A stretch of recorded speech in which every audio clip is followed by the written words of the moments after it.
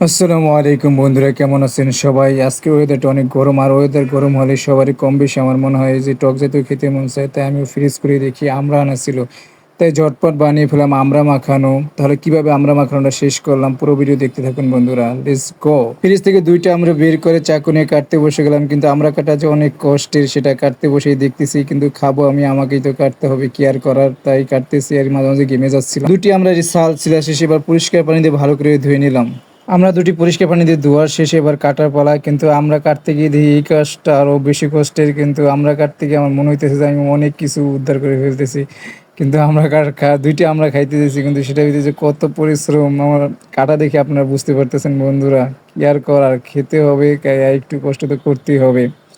আসলে এটাই যেকোনো পরিশ্রম ছাড়া আসলে কিছুই আসে না। সামান্য ২ টা আমরা খাবো, তার জন্য আমার কত কষ্ট করতে হইতেছে। আর এমনি তো বাইরে আমরা চাইলে ১০-২০ টা দিয়ে খেতে পারতাম।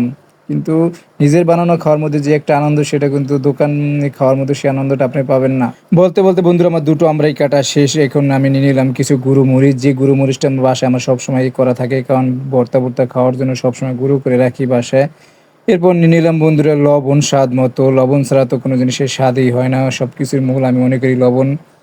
লবণ নিয়ে একটু মেখে নিলাম। আর মাঝে, মাঝে একটু ছোঁচামি করি আরকি। যেকোনো জিনিস টক দেখলে এটা আমার অভ্যাস, কি আর করার। এরপর নিয়ে নিলাম হলো সরিষার তেল। সরিষার তেল ছাড়া কোনো জিনিসই খাই না। ভর্তা কন, যেকোনো জিনিসই খান, টক জাতীয় খান, আমি সরিষার তেল ব্যবহার করি। এজন্য সবসময় আমার বাসায় সরিষার তেল থাকে। এবার কিছুক্ষণ মেখে তারপর একটু টেস্ট করে দেখলাম কেমন হয়েছে বন্ধুরা। সেই হয়েছে মনে হয়। কে, কে খাবেন চলে আসেন। আসলে নিজের যেকোনো জিনিস বানানো খাওয়ার মধ্যে যে একটা টেস্ট, এটা আপনি বাইরে খাওয়ার মধ্যে পাবেন না। তাই কষ্ট হলেও নিজেই তৈরি করে খেলাম আরকি। বন্ধুরা আপনারাও চাইলে খেতে পারেন বা চলে আসতে পারেন। আমরা বানানো খাবার আমার অনেক টেস্ট হইছে। সবাই ভালো থাকবেন। আজকে এই পর্যন্তই। Bye, bye. টাটা।